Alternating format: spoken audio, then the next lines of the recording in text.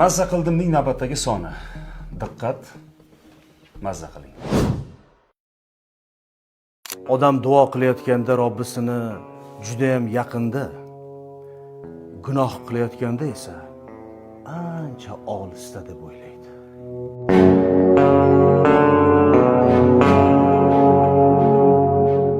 Meni o'ylashimcha, qiz bola, ya'ni ayol kishi o'zini o'zi qizg'onmasa, erkak kishining qizg'ongani bir teng.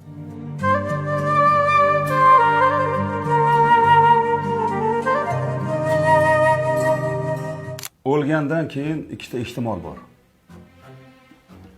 Yo hamma dardlaringiz tugadi, yoki dardlar endi boshlanadi.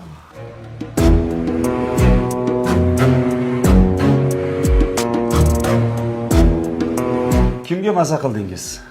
Izohlarda javoblaringizni albatta yozing.